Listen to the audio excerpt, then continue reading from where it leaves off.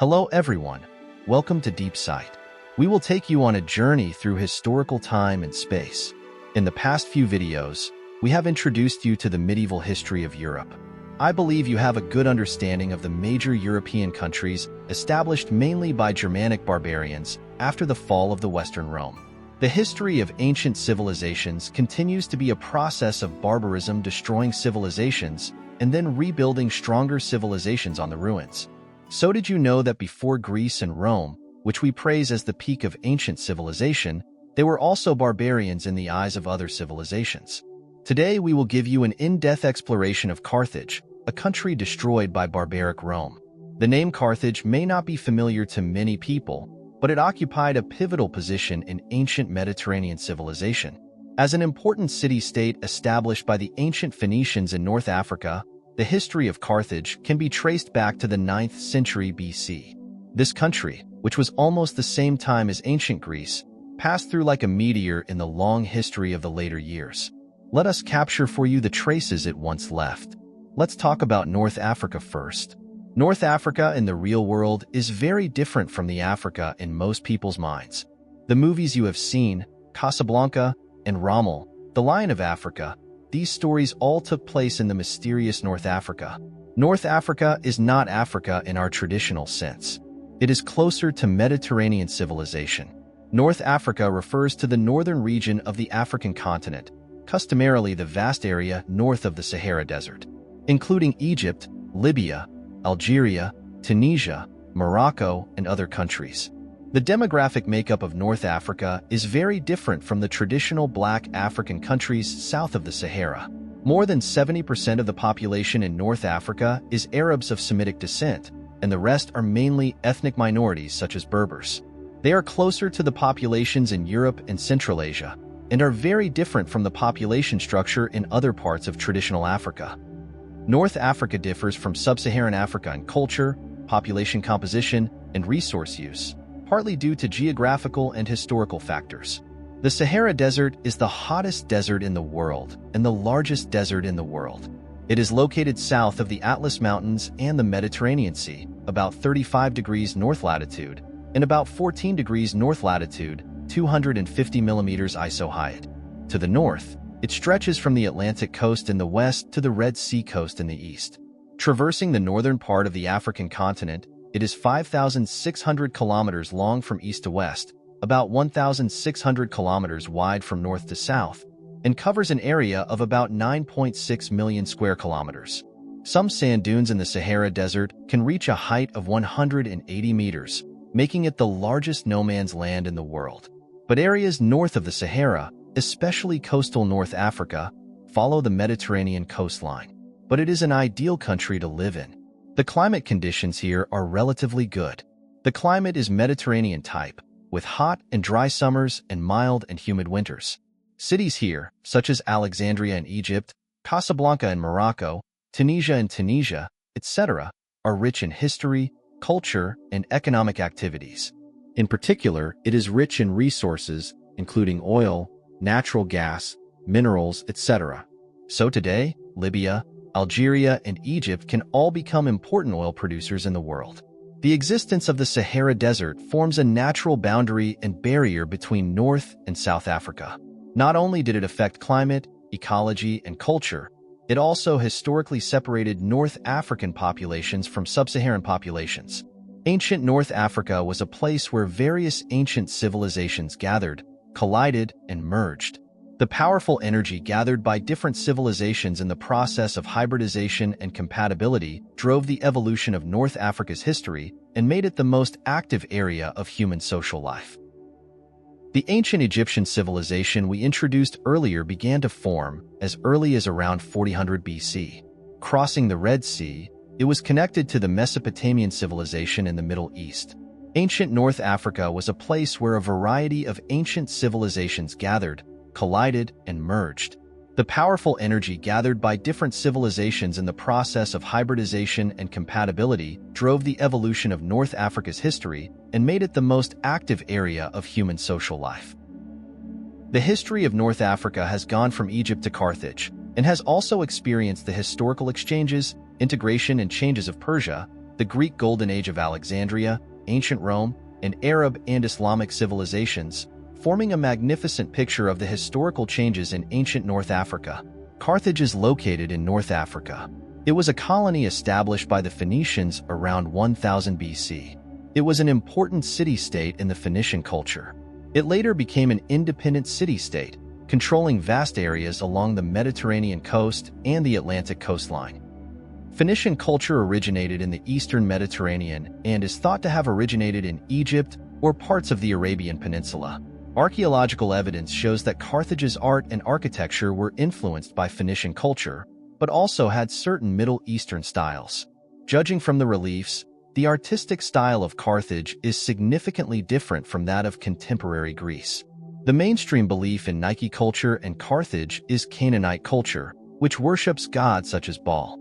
This is different from the Greek Pan-Hellenic mythology system represented by Zeus, Apollo, and Athena. The rise of Carthage. Carthage was founded in 814 BC in what is today Tunisia.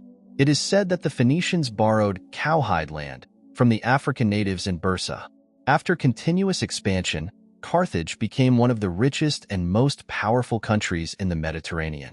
Carthage's commercial prosperity attracted a large number of immigrants and mercenaries, diversifying Carthage's population and culture. The word Carthage means new city in Phoenician, and its early residents were immigrants from the Canaanite city of Tyre. Ancient Rome called Carthage Punic, Latin, Punici. The Carthaginians were descendants of immigrants from northern Canaan, which was what they called themselves, and the Greeks called them Phoenicians. Archaeology and linguistics have proven that the Carthaginians were mixed with a large number of Berber-speaking people native to North Africa. These people lived in Carthage, a city in North Africa. The Canaanites lived in the land of Canaan, a land on the eastern shore of the Mediterranean Sea. In the Bible, the land of Canaan is described as extending from Lebanon to the creeks of Egypt in the south and the Jordan Valley in the east. The Canaanites spoke a Semitic language and were a branch of the Semitic people. They once defeated the Hebrews, that is, the Jewish invasion of Canaan, and were eventually ruled by the Hebrews. 90% of modern Lebanese DNA comes from Canaanites. The Canaan region has fertile land, an important geographical location, and important trade routes. It is a place that ancient civilizations were eager to occupy. The land has seen the development of diverse cultures, languages, and religions that have shaped the region's identity. The Berbers are a people in northwest Africa, and the language they use also belongs to the Berber language family of the Semitic language family. Berbers and the Germanic people we introduced in the past have similar names. They do not refer to a single ethnic group, but a collective name for many tribal people who have similar cultural, political, and economic life. The name Berber is not what the Berbers call themselves, but comes from the Latin berberi, barbarian. Therefore, the ancients like to simply divide people into civilized people and barbarians. There are about 14 to 25 million Berber-speaking people in North Africa today. They are mainly concentrated in Morocco and Algeria. A small number of people can go as far east as Egypt and as far south as Burkina Faso. The language of the Carthaginians was Punic, also known as Phoenicio-Punic or Carthaginian. It is a Canaanite language of the Semitic branch and a variant of Phoenician. Although the Carthaginians may have been darker in appearance than the Romans, they would not be described as Ethiopians. The Carthaginians were peninsular Semites, not African or European in the full sense. According to the Bible, Noah's sons Shem, Ham, and Japheth are the three ancestors of mankind. Descendants of Shem are considered the ancestors of the Arabs. They lived as nomads and later entered the desert and became desert nomads, known as the Bedouins. Han was the second eldest son, and his descendants developed well politically and economically. The first civilization to be established in Mesopotamia, Sumerian civilization, was highly developed, with the earliest hieroglyphics and a complete school system.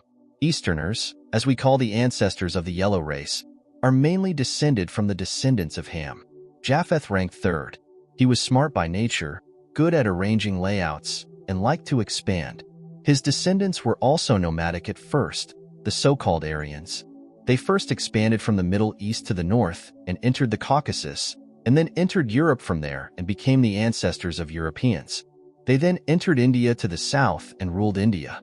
So based on this logic, We can judge that the Carthaginians are closer to the descendants of Shem and have a close blood relationship with the Arabs and Jews, while the Romans and Greeks are the descendants of Japheth. According to the narrative analysis of the Bible, they are all descendants of Adam and Eve who were born by God in the Garden of Eden somewhere in the Middle East. After several generations of migration from the Middle East, they are descendants of people all over the world.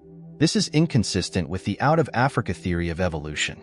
There are still many mysteries about the origin of humankind, and today the world has no conclusion. In 650 BC, Carthage became independent from Tyre and established the city-state ancient Carthage. The Carthaginians made many achievements in agriculture, commerce, and navigation. Agriculture and commerce were the basis of the economy, and slave-owning manners appeared very early, making it the most dynamic economic power in the Mediterranean region at that time. Like their Phoenician ancestors, the Carthaginians were very successful traders. They sailed the Mediterranean, buying and selling metals, food, slaves, and high-quality manufactured goods such as fine cloth and gold jewelry to anyone who could pay. Carthage was known for its business skills, being able to sell anything to anyone, but always at a cost. Carthage thus became one of the richest cities in the ancient world. Carthage's commercial empire included North Africa, the Iberian Peninsula, Sicily, Sardinia, Corsica, Cyprus, Malta, and many other islands in the Mediterranean. They also organized expeditions to search for more distant trading opportunities, and these new territories became a source of great wealth, mainly from the gold and silver extracted from the conquered areas.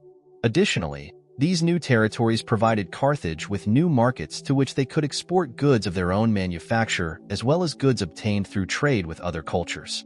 The Carthaginians were not limited to sea routes, but also utilized the caravan routes of the Sahara Desert. Herodotus, writing in the 5th century BC, described the Carthaginians' method of exchange with the indigenous peoples of their new territories along the North African coast. The Carthaginians unloaded their goods and laid them out on the beaches, then reboard their ships, lighting a smoking fire. When the indigenous people saw the smoke, they would come to the coast, exchange gold for goods, and then leave. The Carthaginians disembarked and examined the goods left by the natives. If the gold was a suitable price for their goods, they took it and departed. If not, they reboarded and waited until the natives approached again and took the gold. Produce more gold until the Carthaginians' demands are met. Carthage's art was influenced by the diverse influences of Egypt, the Near East, Greece, and other Mediterranean civilizations. Their artworks incorporate Egyptian animal motifs, Near Eastern deities, such as Melkat/Bal, Greek artistic styles, and other elements. Carthaginian artists used precious metals, ivory, glass, clay, and stone in both materials and decoration to create highly decorative objects, ranging from everyday utensils to purely decorative items. From the 5th century BC onwards, Carthage's art was clearly inspired by the Greek world. Not only did they collect Greek art, they also created imitations. There was a large Greek community in Carthage, and these people worked as skilled craftsmen in the city's workshops, teaching their skills to local artists. Although less art from Carthage survives, there are enough pieces of jewelry, statues, ceramics, and stone carvings to suggest that the Carthaginians were not as artistically poor as early historians believed. Carthage's religion was based on Phoenician religion, beliefs derived from the Levant region, and was polytheistic. Many of the gods worshipped by the Carthaginians were local. Carthage's political system was mainly dominated by an aristocratic oligarchic type of power. The two ruling classes, commercial slave owners and agricultural slave owners, often had conflicts of interest, which caused uncertainties in future wars with Rome. There are two top administrative officials, called sulfites, who are elected every year, but the voters are limited to wealthy Carthaginians. But these two sulfites have no military power. Carthage, like Rome, had a senate composed of 300 people. The senate has legislative and decision-making powers, and its members serve for life. So a citizens' assembly was set up, but its power was limited. In addition, they also have a 100-member meeting with a total of 104 members, which is responsible for monitoring and making judgments. Carthage's main rivals in history were ancient Greece and Rome. They were great powers of that era and had been competing for hegemony in the Mediterranean. Beginning in the 6th century BC, Carthage began to conflict with the Greeks who were trying to enter the western Mediterranean. Around 535 BC, the Carthaginians and the Etruscans defeated one of the Greek fleets off the coast of Corsica. But in 480 BC, the Greek army led by Graun, the lord of Syracuse, and Theron, the lord of Acragas, defeated the Carthaginian army in Sicily. For the next 100 years, Carthage and Greece never stopped fighting for dominance in the Mediterranean region. This dispute lasted until the beginning of the 4th century BC. After experiencing the Peloponnesian War between Athens and Sparta, Greece was severely weakened and its national strength was weakened. With the stop of colonization in Sicily, after Pyrrhus of Greece fought for the Greek city-states against Carthage for the last time in Sicily, the long-term dispute between Carthage and Greece basically came to an end. Then Carthage did not usher in its glorious age. Instead, it became a more terrifying opponent, that is, the new generation of barbaric civilized Rome, which destroyed the civilized country of Greece.